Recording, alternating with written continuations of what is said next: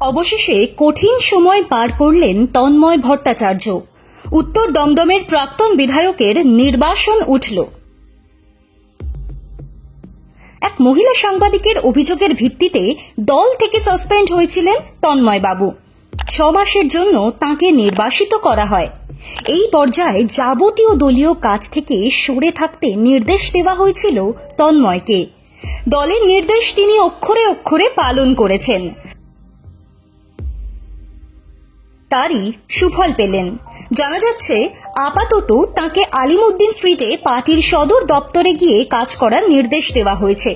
তন্ময় ভট্টাচার্যের মতো সিনিয়র নেতার বিরুদ্ধে এক মহিলা সাংবাদিকের অভিযোগ বেশ ঝড় বইয়ে দিয়েছিল। গত বছর অক্টোবর মাসের শেষ দিকে এই খবর পেতেই নিয়ম মাফিক নির্বাসনে পাঠানো হয় তন্ময়কে। আভ্যন্তরীণ তদন্ত কমিটি পুরো ব্যাপারটা খতিয়ে দেখে। তদন্ত প্রক্রিয়া শেষ হতেই নির্বাসন উঠে যায় তন্ময়ের। তদন্ত কমিটির রিপোর্টে সুপারিশ মেনে 6 মাসের জন্য নির্বাসিত করা হয় তাঁকে। একই অপরাধে কেন 2 বার সাসপেন্ড তা নিয়ে সমালোচনার মুখে পড়ে আলিমুদ্দিন। জানুয়ারি মাসে নিউটাউনে ছিল কেন্দ্রীয় কমিটির বৈঠক। সেখানেই পাশ হয় তন্ময়ের নির্বাসন। মঙ্গল ও বুধবার 2 দিনের রাজ্য কমিটির বৈঠক ছিল। সেখানেই তন্ময়ের 6 মাসের সেই নির্বাসন তোলার সিদ্ধান্ত নেওয়া হয়। নির্বাসনে থাকাকালীন তন্ময়কে কিন্তু নিয়মিত দলের সমাবেশ মিছিলে দেখা গিয়েছে। রাজ্য সম্মেলনের সময় প্রকাশ্য সমাবেশে হাজির ছিলেন। ব্রিগেড থেকে শুরু করে অন্যান্য মিছিলেও হেঁটেছেন নিয়মিত।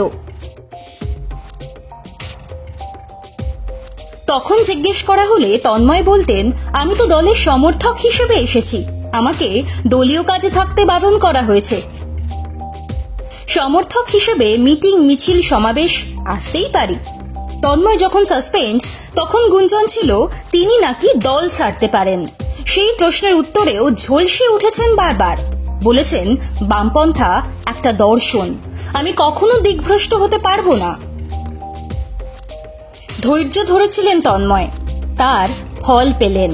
বরানগরের দাপুটে নেতা হিসেবেই পরিচিত তন্ময় ভট্টাচার্য। 2016 সালে উত্তর দমদম থেকে তিনি ভোটে জিতেছিলেন। সে সময় রাজ্যে ক্ষমতায় নেই সিপিআইএম, তাও নিজ কারিশমায় ভোটে জিতেছিলেন তন্ময়। যদিও পরের বার আর জিততে পারেননি, তবুও উত্তর 24 পরগনার রাজনীতিতে তন্ময়ের প্রভাব কখনো কমেনি।